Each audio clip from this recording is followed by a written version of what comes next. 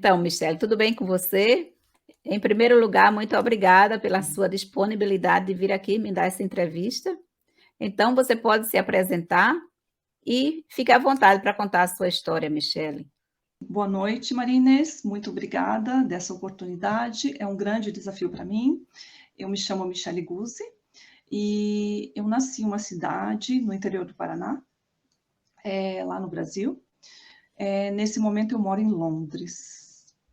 E sim, eu gostaria de agradecer essa oportunidade, que é um desafio muito grande falar dessa minha vida, dessa minha história. Inclusive, já faz anos que eu digo que eu quero escrever um livro, só que nunca tenho tempo para escrever esse livro.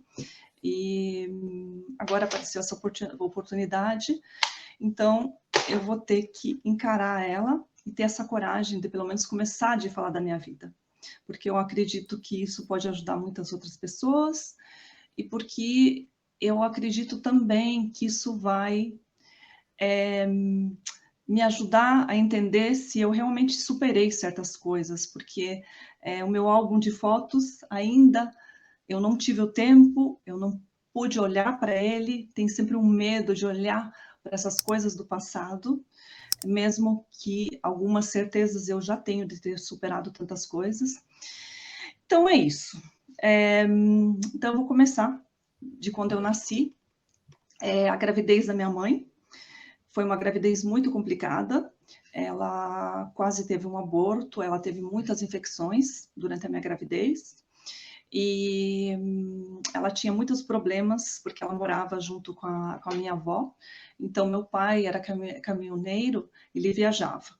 E elas não se entendiam por nada nesse mundo.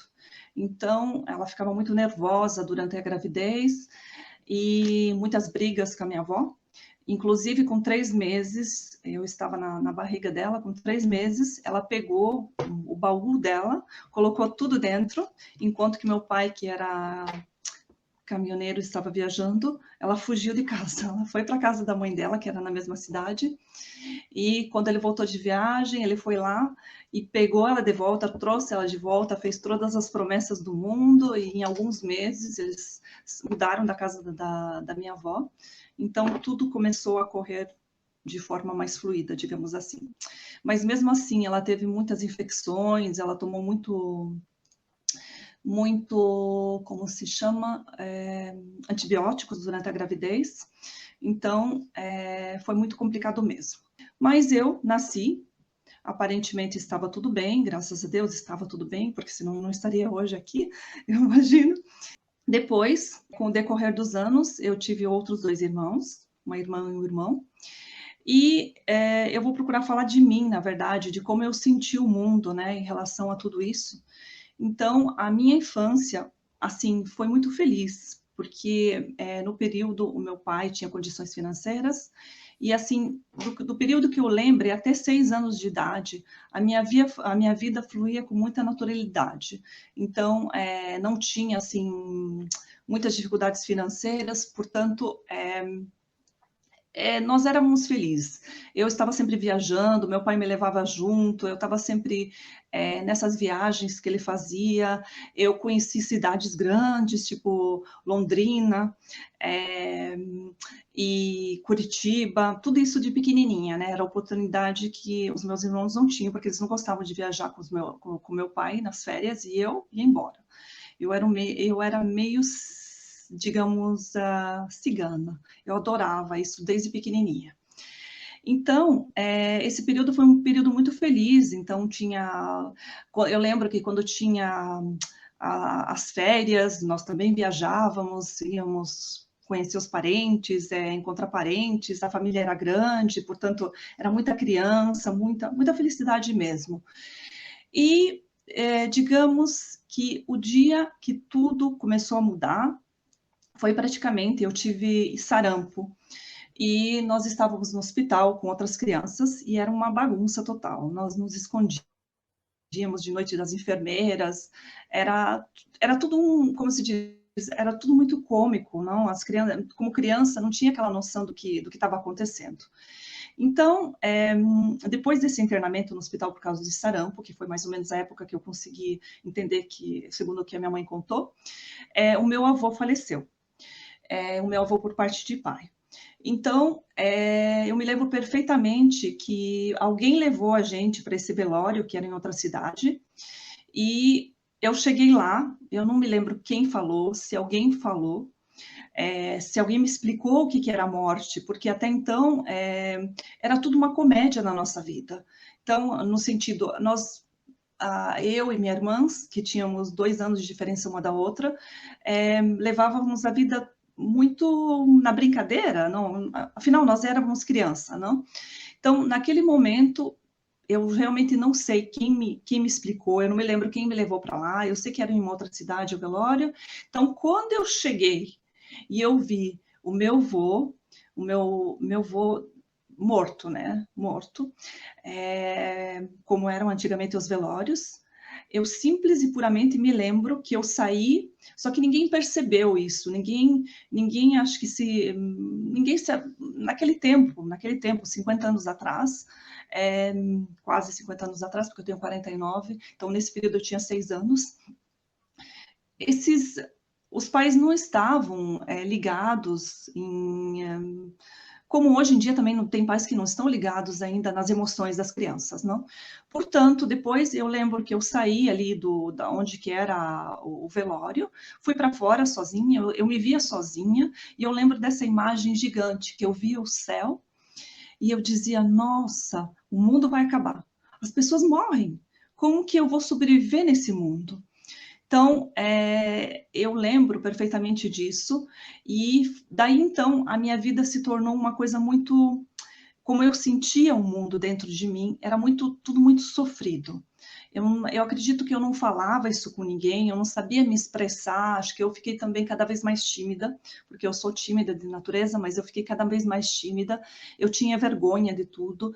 Então, só que dentro de mim tudo era muito forte, as emoções negativas eram muito fortes. Então, eu vinha o meu cachorrinho que morreu, eu já não queria mais ter cachorrinho, porque era tudo muito triste. Eu via um mendigo na rua, eu dizia, nossa, o mundo vai acabar. E então eu fui crescendo com como que sentindo essa dor do mundo de um modo muito forte dentro de mim.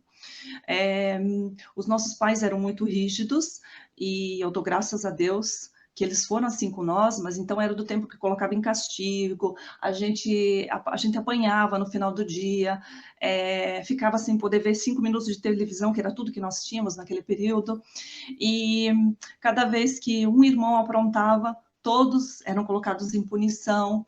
Então eu era sempre aquela que chorava desesperadamente. Minha mãe estava com a varinha de pessegueiro na mão, eu já estava chorando desesperadamente.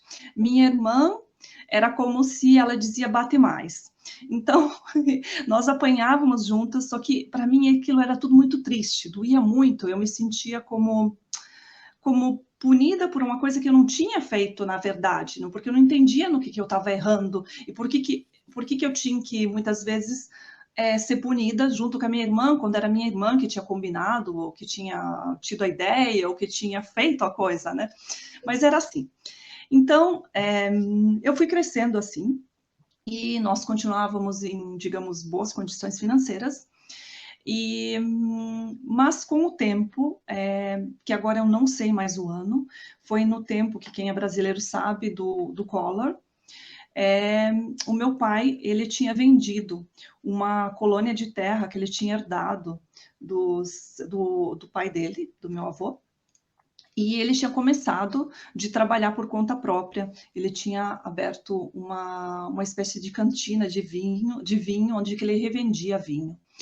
Então, nesse período, o que foi que aconteceu foi que ele vendeu essa colônia de terra, e meu pai era uma pessoa também muito boa de coração, muito ingênua, muito pura, e ele assinou documentos, e a minha mãe assinaram documentos que eles não tinham lido, então eles não sabiam o que estavam assinando, digamos assim, e essa venda estava vinculada e dividida para pagamento em 3 vezes, e ela estava vinculada com que saísse dessa colônia de terra uma pessoa que morava muitos anos nessa colônia. O que aconteceu foi que, infelizmente, essa pessoa não saiu, então a pessoa que comprou do meu pai teve o direito de não pagar as segundas 2 parcelas desses 13 hectares de terra, que hoje no Brasil tem um valor assim de milhões. E, então, meu pai só recebeu 1/3 desse valor. E então, na época do Collor, meu pai já tinha feito todas as dívidas para construir, começado a construção dessa cantina, que era do lado da minha casa. Só que daí entrou chamava impeachment no Brasil, né? E a inflação, que eu me lembro assim, que chegou a quase, acho que 85%. Então, a dívida que ele tinha com o banco, o dinheiro que ele recebeu dessa parcela, dessa venda desses 13 hectares, não chegou para pagar a dívida. E todas as propriedades que ele tinha, carros, terrenos, aos poucos o banco foi tirando. Com quem ele tinha feito dívida, por exemplo, eu lembro perfeitamente que de quem ele comprava o vinho, eles vieram, levaram um caminhão embora, depois vieram e buscaram a Kombi. Então, eles foram levando as coisas. E nesse período, meu pai entrou numa depressão muito profunda. É como se ele não conseguiu entender essa injustiça que o mundo fez com ele, porque realmente foi uma injustiça, mas ele assinou, na sua ignorância, digamos, nesse período, ele assinou por isso, então era a lei que se estava sendo cumprida, não? Ele entrou numa depressão muito profunda. A minha mãe, que era dona de casa, tinha criado nós 3, na época meu irmão tinha 7 anos, eu já tinha, assim, mais ou menos uns 11, 12, acho que uns 12 por aí. Praticamente, devagar, cada dia as coisas iam sumindo. A gente vinha e não tinha mais uma outra coisa, aí sumia e etc. Então, minha mãe tomou conta da situação e ela foi procurar um emprego, porque meu pai, quando eles se casaram, não aceitou mais que ela trabalhasse. Ela trabalhava como enfermeira antes. Então, ela encontrou um trabalho em uma psiquiatria como enfermeira e começou a trabalhar. Nesse período também meu pai entrou numa depressão profunda e naquele tempo também a depressão muitas vezes era considerada loucura, né? Então meu pai acabou sendo internado, se eu não me engano, por 3 vezes nesse mesmo hospital que minha mãe trabalhava. Então eles trocaram ela, eles colocaram ela para a parte da enfermagem de noite, para ela não entrar em contato com meu pai, e ele ficou na parte, digamos assim, do sistema de saúde público, não? Desse hospital, e ele ficou alguns meses lá. Nesse período também, eu tinha terminado o 1º grau e tinha decidido para fazer magistério, portanto, eu comecei a fazer o magistério.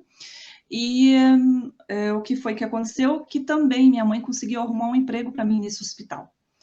E a gente começou tipo assim, eu não tinha nem 13 anos ainda, naquela época era permitido que trabalhasse menores, digamos, e eu comecei a trabalhar nesse hospital, eu estudava durante o dia, e durante a noite, eu acho que eu fazia umas 4 ou 5 horas, era uma coisa assim que eu fazia com todo amor, porque eu tinha eu tinha crescido com minha mãe que ensinava a fazer o serviço de casa, essas coisas, para mim era uma coisa absolutamente normal, e ganhar o dinheiro, e depois era todo o dinheiro que ajudava a minha mãe, todo o dinheiro entrava em casa, então a minha irmã também foi trabalhar como babá, e a gente mantinha a casa, o meu irmão que tinha 7 anos que não foi trabalhar.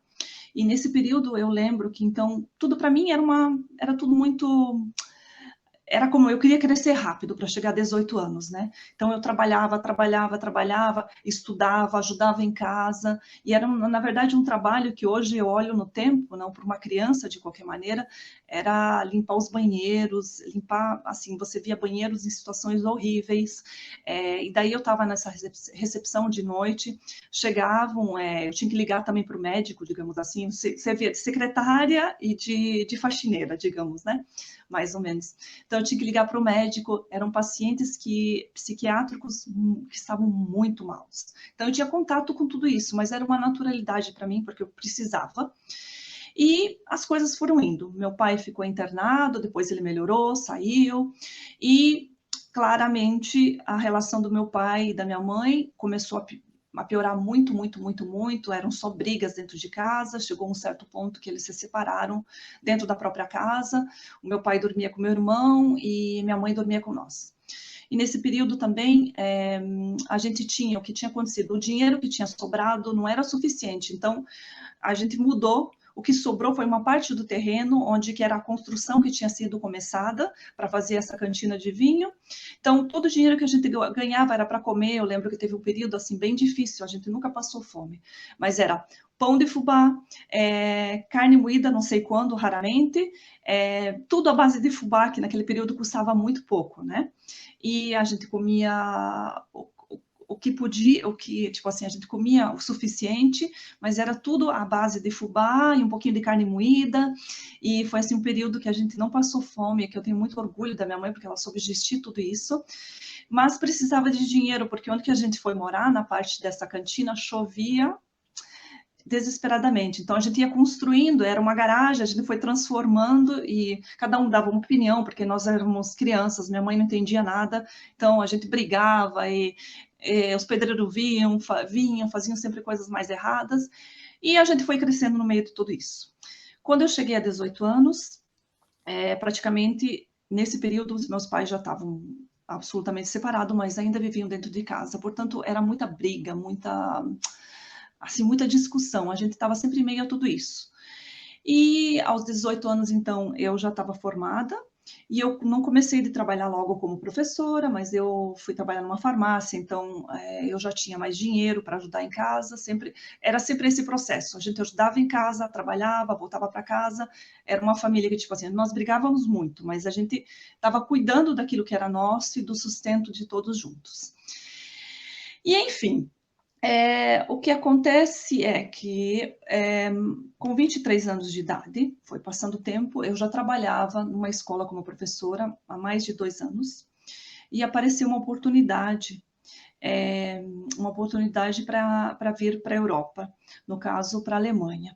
A minha irmã tinha ido num consultório de dentista e falaram para ela, olha, se você quiser, você pode ir lá, e lá eles fazem au pair, que eu não sei se as pessoas sabem, mas é um sistema que você vai morar com a família, você cuida das crianças no período, na época, pelo menos isso eram 24 anos atrás, eu trabalhava durante a manhã 4 horas e depois o resto do tempo eles te dão uma mesada e o resto do tempo você é parte da família, você viaja com eles compram viagens para vocês, iam buscar a gente na discoteca, enfim, cuidam da gente como se fosse um filho. Na verdade, eu já tinha 23 anos, mas eles eram, assim, não muito mais velhos que eu, mas eles cuidavam da gente como uma parte da família, realmente. E a gente cuidava em troca das crianças deles.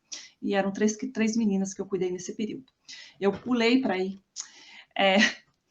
Mas a questão é que eu aceitei essa proposta porque minha irmã disse que era o meu último ano, eu já estava completando 23 anos, depois dos 23 eu não podia. E praticamente eu me demiti dessa escola da noite para o dia, que no período, é claro, eu não sabia, mas acho que aquele trabalho já me estava causando frustração, porque eu não conseguia manifestar o meu eu.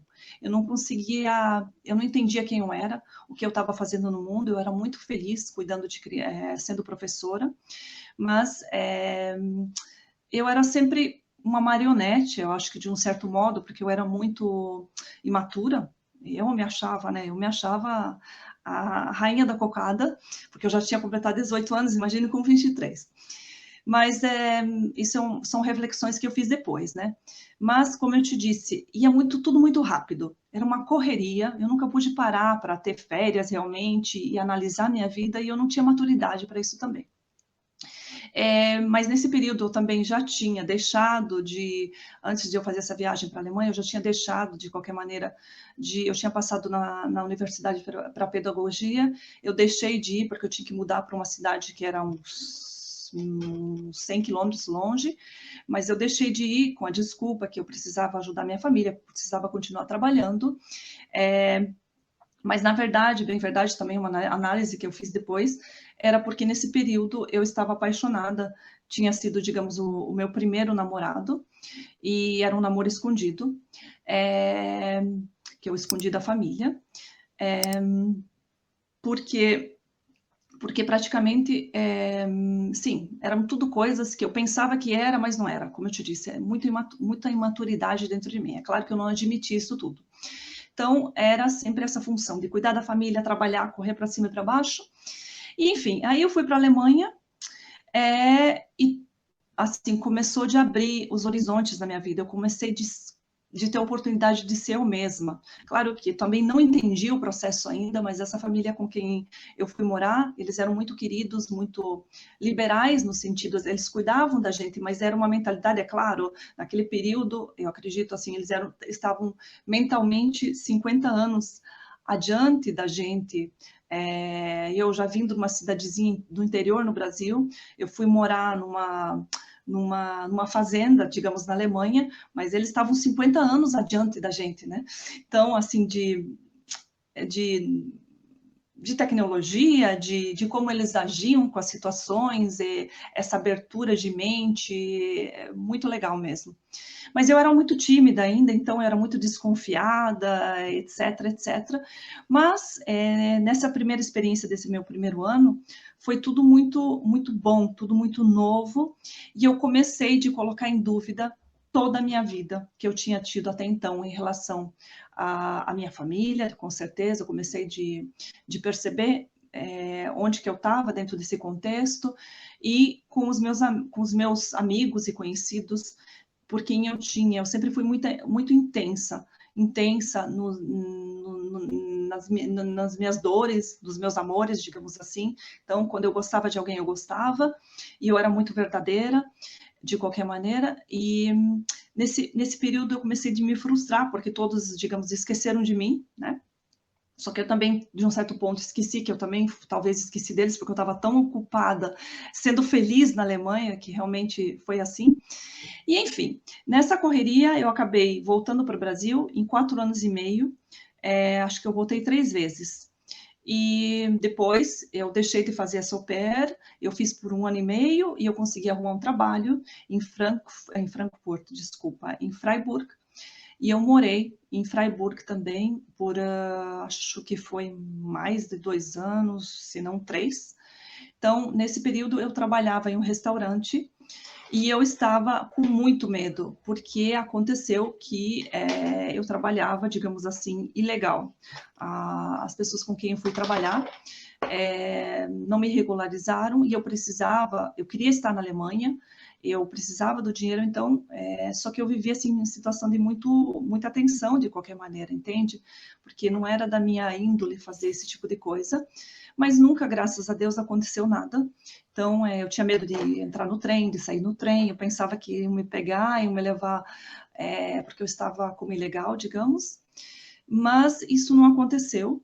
E depois, no final, até inclusive, eu decidi estudar na Alemanha, decidi estudar e fiz um teste para a universidade e passei na metade nesse teste. Eu precisava refazer outro teste, que eles me fizeram um convite. Nesse tempo eu fui para o Brasil e quebrei a mão direita, tirando um caqui, porque eu sou apaixonada por caqui, subi no muro para tirar um caqui, caí e quebrei a mão direita. E aí, fiquei no Brasil. Fiquei no Brasil, e acabou dizendo, não, passou a vontade. Então, eu vou ficar aqui no Brasil. Infelizmente, tudo, depois que a gente sai uma vez do país, a gente, sem querer, a gente muda. Então, as experiências que a gente vive, a gente muda, mas acho que não é só nem sair do Brasil, é sair de casa, é se mudar de cidade. Então, a gente, cada vez que volta para casa, não é mais a casa da gente. Então, eu voltava para casa, naquele período tinha meus irmãos, aí eu acho que ainda, meu irmão estava em casa ainda, tinha minha mãe, mas faltava alguma coisa em mim. Eu não me sentia livre. Eu precisava sempre de novo ir embora. E eu esqueci de dizer que esse foi um momento muito triste da minha vida quando eu morava em Freiburg, de qualquer maneira. Eu tinha 27 anos de idade. Acho que foi também uma perda que, na verdade, aquela perda que eu tive com o meu avô não foi diferente, porque eu era criança, né?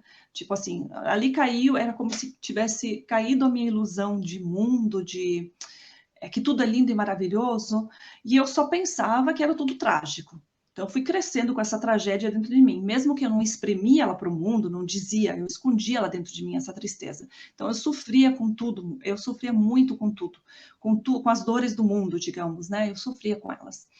Então, o que aconteceu foi que, enquanto eu estava em Freiburg, trabalhando nesse restaurante, assim, muito de improviso, acho que foi questão de um mês e meio, o meu pai faleceu com uma infecção pélvica que veio em consequência de uma biópsia que eles fizeram, porque ele tinha um tumor na próstata. Então, digamos, na época foi assim, o que a gente entendeu que foi um erro médico, então deu essa infecção pélvica, para quem não sabe, mais ou menos, praticamente foi assim, toda a urina, de qualquer maneira, vazava na área do abdominal, e isso tudo causou essa infecção e ele faleceu. Então, quando a minha família me falou também, a minha irmã, acho que já tinha passado, e ela falou, não tem tempo de você ir para o Brasil, e eu sempre fui muito de, não sei a palavra certa para isso, né?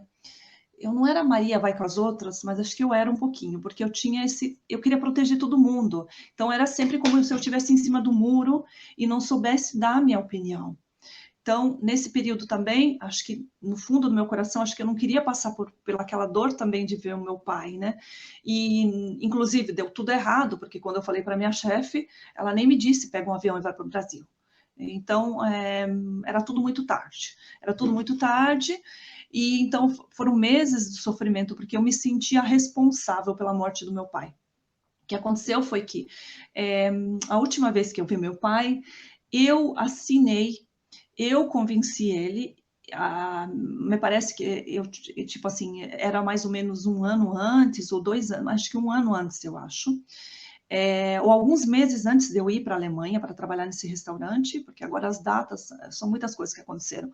Então, eu convenci ele, assim, com todo carinho, que eu lembro, de ir junto comigo nesse hospital, onde que tinha esse doutor, e eu assinei pelo internamento dele, porque ele não tomava o remédio, então ele ia numa depressão tão profunda que ele começava a ter delírio.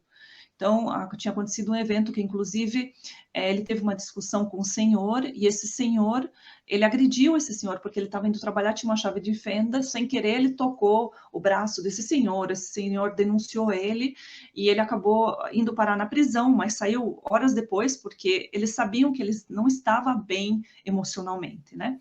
E, enfim, então, esse último internamento acontecia as mesmas coisas, ele não tomava o remédio, ele não aceitava, ele discutia, brigava com a minha mãe, então ele não tomava o remédio para depressão, ia muito para baixo e tinha esses delírios. Ele teve, inclusive, que eu me lembro, uma tentativa de suicídio, assim, anos antes, talvez. E, enfim, então eu assinei por esse internamento. Ele foi com todo carinho, mas eu lembro que antes de eu ir para a Alemanha, eu fui visitar ele. E ele me dizia, olha, filha, não, tem alguma coisa errada, eu tenho muita dor para urinar. Fala com o médico, diz para ele que tem alguma coisa errada. Ele falou para mim que não, que isso é depressão, mas eu tenho dor e ele não me escuta. Então, isso me tocou assim muito. Eu fui conversar com o doutor e o doutor também me convenceu que era depressão, que as pessoas imaginavam coisas. Então, meses depois, ele saiu desse hospital e logo depois começou esse processo do câncer. Então, eu me sentia responsável pela morte dele. É como se eu tivesse assinado, entende? Então, essa foi a última vez que eu vi meu pai. Como eu disse, eu me senti responsável pela morte do meu pai. Então, eu lembro que eu ficava assim, eu trabalhava nesse restaurante e as minhas tardes eu passava num parque muito bonito que tinha. Eu comprei patins e eu comecei de patinar, porque o meu pai, ele tinha uma proteção tão grande em relação a mim, que quando eu era pequena, eu queria fazer sempre coisa de menino. Eu queria um trem, eu queria carrinho, eu queria isso, eu queria aquilo, tudo de menino. Eu subia em árvore, eu me quebrava, caía de ponta cabeça. Então, ele dizia, não, você é uma menina, eu não posso te dar isso.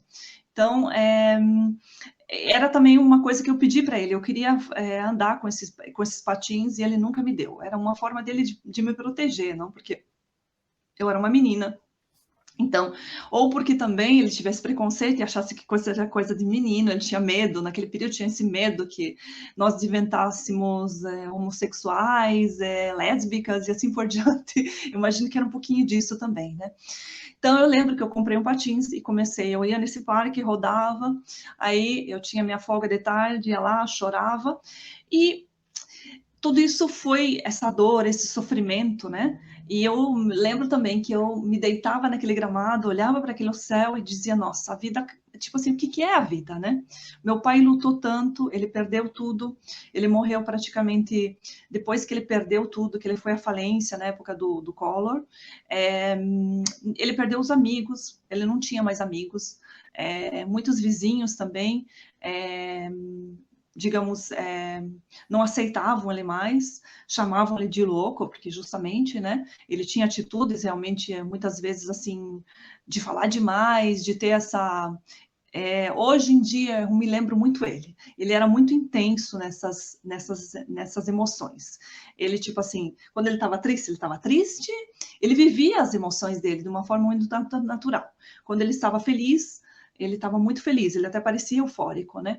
Imagine nesse processo que ele teve de falência. Então, para ele nunca mais conseguiu se erguer, digamos, emocionalmente, e todos começaram a rejeitar ele. Então, isso para ele foi muito duro, porque meu pai sempre foi muito trabalhador, e ele ajudava todo mundo, ele deixava a família,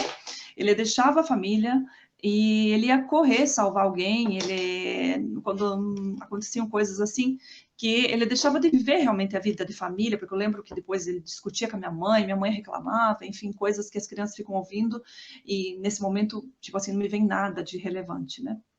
Mas, então, naquele momento morreu, digamos assim, o meu herói. Morreu tudo, né? Então, vem todos aqueles pesos de consciência, tipo, eu não consigo lembrar uma vez na vida que eu tinha dito, eu te amo, pai. Então, não era nem um costume naquele período, né?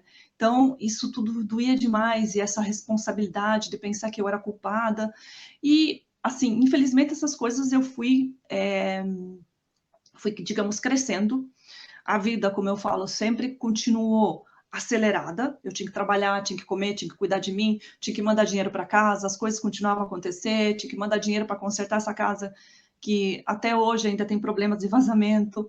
Então, era essa a função, mandar dinheiro para ajudar minha mãe, cirurgia daqui, cirurgia dali. E eu não olhei para isso, eu fui escondendo esses sentimentos de qualquer maneira, e eles ficaram ali como escondidinhos, digamos, né? Mas, ao mesmo tempo, eu fui, acho que, curando eles dentro de mim e aceitando que eu não era responsável, né? Só porque eu tinha assinado um internamento. Na verdade, tinha que ser o que tinha que ser naquele momento. Eu não era um médico, eu não podia adivinhar antes o que ele tinha, né? Então, esse período foi passando, e depois eu falei, acho que anteriormente, que eu tinha voltado para o Brasil e quebrei a mão. Desculpa, porque eu pulo de um lugar para o outro. Então, eu voltei para o Brasil, quebrei a mão e não voltei mais para tentar de novo a segunda prova para a universidade, que era de turismo na Alemanha. E eu fui ficando no Brasil, não consegui ficar na minha cidade. Eu não entendia naquele período também o porquê, mas eu tinha essa insatisfação com o trabalho de qualquer maneira. Eu não me encontrava no mundo, não encontrava dentro do ambiente de trabalho. Então, mudei de cidade de novo, fui para Curitiba, comecei a trabalhar na área de turismo. O mais engraçado é que, assim, quando eu tomava uma atitude, muitas vezes era radical, como aquela atitude de ir para a Alemanha. Foi assim, em 3 dias eu me demiti, em 1 mês eu já estava na Alemanha, não falava uma palavra em alemão, e a vida ia indo, né? Com aquela, acho que também aquela inocência de adolescente, de criança, de quem pensa que sabe da vida, mas tudo fluía. Aconteciam as coisas que me ajudavam a ir adiante, eu tinha essa coragem, essa força de vontade.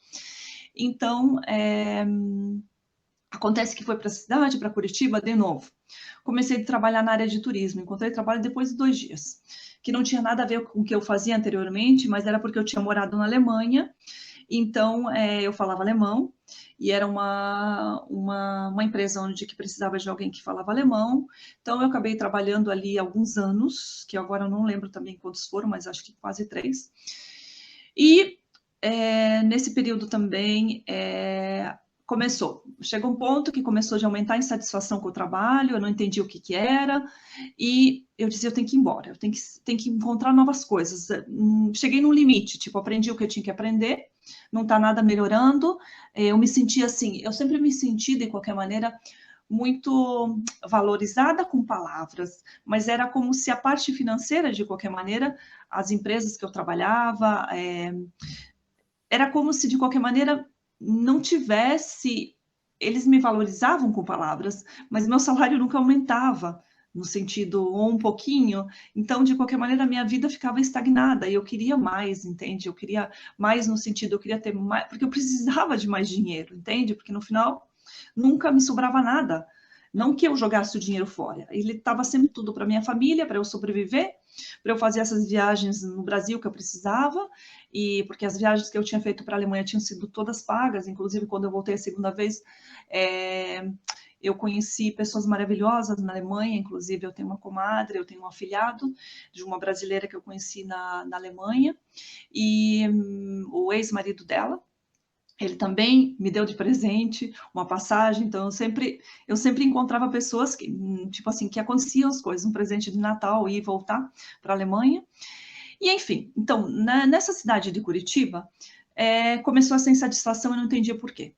Aí eu falei, para onde que eu vou, para onde que eu vou? Falei, vou para o Nordeste. Lá no Nordeste eles vão me valorizar mais. Então, lá eles vão me valorizar mais, porque eu falo alemão, aqui já tem muita gente que fala alemão, eu vou para o Nordeste. Meu chefe também enlouqueceu, me ofereceu sociedade e nada. Eu falei, não, vou. Acontece que eu cheguei no Nordeste, nesse período, essa minha comadre, que hoje mora na Alemanha, ela estava lá de passeio. Então, teve alguém para me apoiar, eu fui para Recife. Então, praticamente, eu fui com a passagem comprada, eu tinha algum dinheirinho para comer, para pagar o aluguel, porque eu sabia que depois eu ia ter que ficar numa pensão, alguma coisa do tipo, mas tinha realmente pouco dinheiro, nem lembro quanto que era na época. E então foi para Recife, encontrei com ela, fiz um pouquinho de férias com ela e depois ela foi embora e eu fiquei lá numa pensão lá em Recife. Então, Recife me fez enlouquecer. Comecei a procurar trabalho. Gente, Recife, eu teria que voltar em Recife. Mas naquele período eu acho que era isso. Eu precisava de mais, alguma coisa a mais. Não era aquele lugar certo ainda. Então, eu saía, via assim, tipo assim, onde que eu morava, passava por uma favela, chegava na cidade, isso tudo me assustava. Me assustava no sentido, era como tinha, eu não conseguia ver toda essa tristeza. Eu dizia, não, eu não vou conseguir morar nessa cidade. E foi que eu não aguentei, eu acho que depois que minha amiga foi embora, no total, acho que eu fiquei nem 45 dias em Recife, falei, vou para a Cidade do Sol. Liguei para um albergue em Natal, me vinham as ideias assim, eu dava uma analisada, não sabia de onde que vinha, não entendia o que estava acontecendo, era uma ideia, né? Pensava que, tipo assim, era uma ideia. E fui para Natal. Liguei lá para uma pensão, para um albergue, e cheguei lá nesse albergue, e as pessoas foram muito queridas. Tinha uma senhora e a filha dela que cuidavam desse albergue. Praticamente comecei de passar, não sei se alguém conhece Recife, Recife não, desculpa, Natal, mas se chama Ponta Negra. Então, praticamente, eu passei no primeiro dia em toda a Ponta Negra, onde tinha os hotéis, porque eu pensei, eu vou trabalhar em hotelaria, né? Hotelaria ou agência de viagem. Passei, entreguei em todos os hotéis. E praticamente no dia seguinte já me ligaram de um hotel que se chamava O Tempo e o Vento. Então era um hotel e eu comecei a trabalhar acho que no terceiro dia já. Aí eu trabalhei e eu encontrei um lugar para ir morar, inclusive através daquele albergue onde eu estava, e já comecei a ganhar meu salário. Só que antes que isso aconteceu, de qualquer maneira, o que aconteceu foi que praticamente eu fiquei, se eu não me engano, com 13 centavos. Ah, não, daí eu comecei a trabalhar.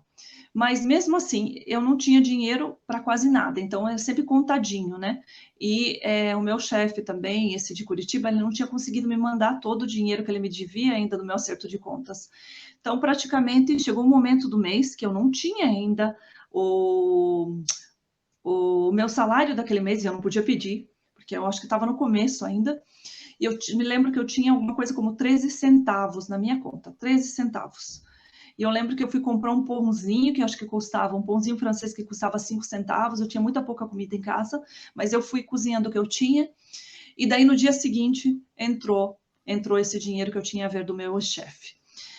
Então, ali em Natal, acontece que eu continuei, fui morar de aluguel, trabalhava nesse hotel que era beira-mar, a recepção era toda aberta, portanto, eu passava toda a noite, fazia plantão, morria de medo, porque não tinha uma proteção, mas eu, tipo assim, me deram um emprego, eu estava lá, né? Como eu era, acho que a única mulher que trabalhava de noite na recepção, tudo aberto. Teve um período que ali eu me assustei muito, que pertencia ao hotel também, eu me assustei muito, mas nem lembro exatamente por quê. Eu acho que também, eu sempre fui uma pessoa que, eu não dizia isso para os outros, mas acho que eu manifestava também. Eu era muito preconceituosa. Eu sou da religião católica, teve um certo ponto na minha vida também que eu tive algumas frustrações com a Igreja Católica, e eu fui abandonando ela um pouquinho, digamos assim, não é que eu fui abandonando, eu fui deixando de ir na igreja, e porque eu entendi que tinha alguma coisa que não combinava mais comigo, daquilo que eu aprendi na igreja, alguma coisa que contradizia aquilo que eles diziam e o que eu via as pessoas fazerem.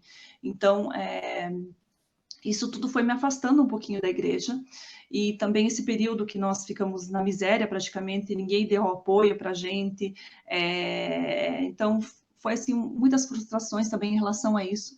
Mas nesse hotel eu lembro que eu tinha muito medo, porque teve assim, tinha drogas, tinha pessoal que vinha do exterior, ou muitos holandeses, então tinha todo esse preconceito também do pessoal que trabalhava ali, e os meninos que trabalhavam na recepção, assim, me diziam histórias que na verdade eu acho que nem eram verdades. Era tipo assim, para rir de mim, né, porque eu era muito, muito ingênua de qualquer maneira, mesmo que eu já tinha quase 30 anos,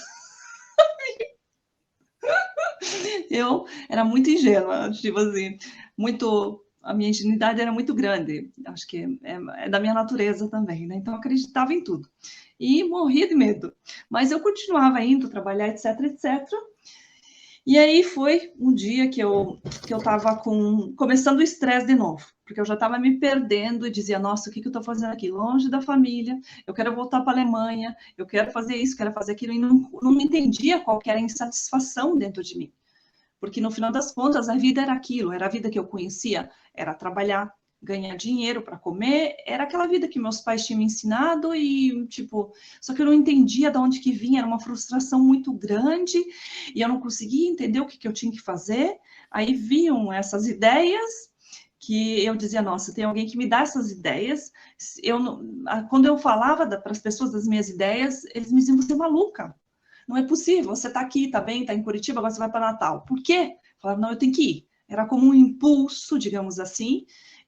Claro que eu planejava, de qualquer maneira, né? Planejava, mas ninguém ia. Ninguém ia ao meu favor. Todo mundo pensava que eu era maluquinha. Então, eu me sentia, claro, cada vez mais maluca, né? E então, nesse período, eu estava já começando com toda essa frustração outra vez, dizendo, não, é lindo e maravilhoso o Natal, mas ainda não é o trabalho. Mas o que eu vou fazer agora? E foi nesse período que eu comecei, acho que, de ter alguns problemas de saúde, comecei a ter muitas dores no estômago, dores no corpo, alguma coisa relacionada a isso, comecei a procurar um médico, e o médico começou a procurar tipo assim, fazia dietas alimentares, me tirava uma coisa num dia, outra coisa no outro dia, e nada funcionava. Algumas reações de alergia no corpo, muita urticária, etc. E eu estava indo alguns meses em um gastroenterologista, que era muito querido. No final das contas, depois eu descobri que ele estava me, como se diz a palavra em português, ele estava me cantando e eu não tinha percebido ainda, de tão inocente que eu era. E só que daí, graças a Deus, eu consegui me livrar dele assim no momento, soube o que fazer, digamos, né? E o que acontece é que nessa consulta de volta para casa, eu me perdi. Me perdendo, acontece a primeira, digamos assim, no período eu ainda tinha tido poucos relacionamentos, tinha tido alguns namorados, digamos, mas tudo durava muito pouco, e eu era muito séria, eu era muito, tipo, não é que eu expressava isso, mas já a pessoa me olhava e me dizia, nossa, você é mulher para casar. Então, era como... Aconteciam coisas estranhas muito rápido, eram situações estranhas, e sempre me deixavam, no final das contas. Teve um que eu deixei de qualquer maneira, um namorado que eu deixei, foi assim, o que eu fiquei com ele uns 6 meses, tirando o meu primeiro namorado que eu tive, que era escondido, digamos, porque minha família nunca teria aceitado, porque ele era um homem, digamos assim, na época 10 anos mais velho que eu tinha 18 anos, mas ele não tinha uma boa moral, digamos assim. Ele saía com todas as mulheres, inclusive comigo, né? E eu que namorava escondido com ele. E assim, eu acredito que isso foi muito. Eu não faria diferente hoje, porque de qualquer maneira era aquilo que eu podia fazer naquele momento. Eu gostava dele, pensava que amava ele, então eu fiz o que convinha a ele e também, de um certo modo, o que convinha a mim, porque eu teria, de qualquer maneira, sofrido muito se a minha família tivesse sabido não, soubesse da história, e porque tinha coisas que eu precisava viver, eu não sabia por quê, mas eu precisava viver para mim, né? Então, até essa idade, eu tinha tido esse relacionamento, que foi um desastre, no final das contas, também. Eu deixei ele, mas isso não tem importância, porque, na verdade, a gente nunca teve junto, de qualquer maneira, era um relacionamento, era um namoro escondido. E eu tive esse segundo namorado, que era oficial, digamos, que durou 6 meses, e também deixei ele porque no final de semana ele me trocou, ele foi jogar futebol, ele ia jogar futebol e ele foi na discoteca depois do futebol e ele não veio almoçar no domingo em casa, que naquele período eu preparava o almoço para ele e eu fiquei esperando ele. Então ele não veio e eu peguei a minha bici, fui correndo na casa dele, ele estava dormindo, não me contou a verdade. No dia seguinte eu soube pela minha amiga que ele tinha ido nessa discoteca, onde que ele não me levava, porque naquele período ele ia na casa da minha mãe, tomava chimarrão com a minha mãe, que é uma bebida típica do Brasil, tomava chimarrão com a minha mãe e convencia a minha mãe que quem tinha um namorado não podia ir na discoteca junto com o namorado. Então, e eu tinha o sonho, eu precisava do namorado para mostrar para as pessoas, no final, na minha inocência, que eu tinha um namorado. E porque eu era muito tímida também, eu não conseguia ir na discoteca sozinha. Minha irmã ia na discoteca sozinha. Eu não conseguia ir com as minhas amigas na discoteca. Eu precisava tipo, o meu emocional precisava da proteção de um homem, entendeu? Aquilo, eu tinha que ir na discoteca com o meu namorado, entende? Enfim. Então, acabou que eu descobri isso. Em 3 dias eu tinha esquecido esse relacionamento e nunca mais falei com ele. E sim, tinha tido uns namorinhos assim, mas tudo acontecia muito estranhamente. Acho que eram coisas que não deveriam ser, então as pessoas sumiam, não ligavam mais, e enfim. Então, nesse dia, eu saindo desse médico, eu era toda atrapalhada, muitas vezes eu sou ainda, agora eu já sou mais organizada. E eu ia seguindo o que os outros diziam, então eu não conhecia o Natal de qualquer maneira, peguei um ônibus, fui acreditar, porque nordestino, nossa, muito querido eles são. Mas se uma pessoa te diz, logo ali, toda vez que me diziam logo ali, eu caminhava 5 quilômetros, eles me diziam, logo ali, filha, vai, você está chegando, entende? Então, eu lembro que eu saí em Natal escurecia muito cedo. Eu lembro que eu saí do hospital, tipo, acho que eram umas 4 horas da tarde, já estava escurecendo, 5 já era noite, né? E com essa história eu me perdi, fui parar num lugar que eu nem conhecia. No final das contas, consegui me reencontrar. Naquela época não existia Google Mapa, niente, não. A gente tipo se perdia, era mesmo pedindo para as pessoas. E fui parar com o segundo ônibus que eu peguei no fundo de um shopping center que se chamava, acho que Natal Shopping, alguma coisa assim. E caminhando ali pela estrada, toda assim, porque eu sempre fui assim, eu caminhava e eu não via ninguém. Tanto é que agora eu encontro as pessoas na minha cidade, no ano passado, quando eu estava lá, eles dizem, nossa, você é sempre a mesma, você está caminhando na estrada e você não vê ninguém. É da minha natureza, não é que eu não vejo ninguém, eu não olho, eu não sou de observar, eu estou sempre concentrada na minha estrada, né? Na estrada que eu tenho que seguir. E acho que faz parte também da minha timidez, eu sempre fui assim desde pequena. Então, estava caminhando nessa estrada para atravessar para o outro lado da rua, de repente vem um rapaz muito alto e me diz assim, moça, por favor, você pode me ajudar? Eu estou procurando uma casa para alugar. Nossa, tipo assim, de qualquer maneira, eu disse, tá, ok. E essa pessoa depois foi meu marido, começou a puxar conversa comigo, ele falou assim, nossa, aqui tem um shopping, onde que você tá indo? Eu falei, nossa, eu tô indo para casa e tal, e já começou, tipo assim, começou uma coisa muito íntima logo, né, e eu sem um medo, porque era isso, graças a Deus, teve pessoas que eu acho que passaram na minha vida, em relação aos homens, que eram pessoas que não eram, digamos, do bem, porque no final das contas o bem e o mal para mim não existem, né, nesse momento do meu processo de vida, mas era como se tinha um anjo que me protegia, né? Então, graças a Deus, não aconteceu nada, né? Mas se eu lembro disso anos depois, poderia ter acontecido muitas coisas, né? Porque acontece no Brasil muitas coisas a respeito disso. Então, eu fui atravessando a estrada com ele, já estava indo para casa, e ele me convidando, ele falou assim, não, vamos sentar aqui, te convido, acho que para um café, alguma coisa. Acho que ele me convidou para um café. E já fomos entrando, falei, tudo bem. Como eu estava meia tonta também, de qualquer maneira, porque eu tinha, acho que, dor naquele período, falei, vou relaxar aqui, tanto não preciso ir trabalhar essa noite, e fui conversando. E ele tinha um papo, assim, muito,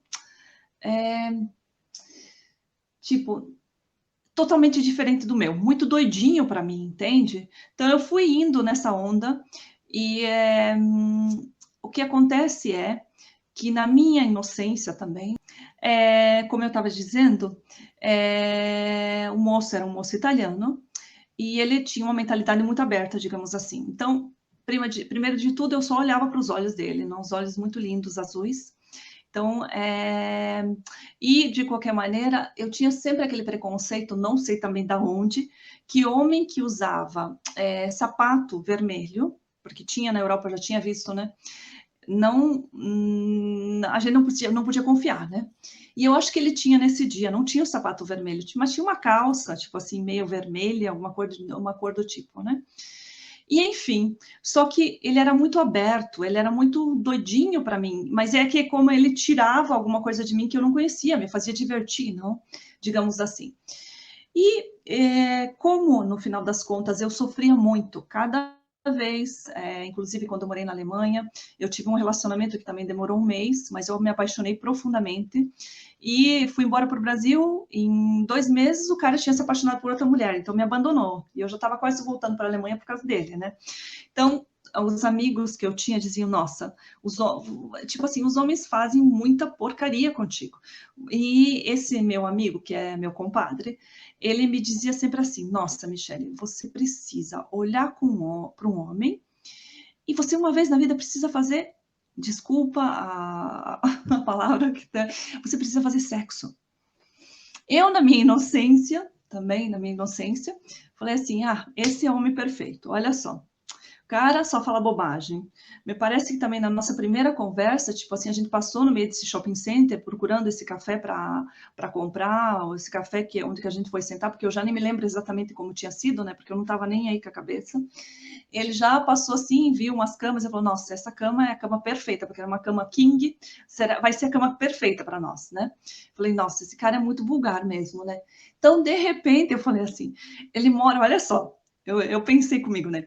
Mora na Europa, tá aqui de férias, né? Nunca mais vou conhecer alguém que tá aqui de férias, mora na Europa, de qualquer maneira.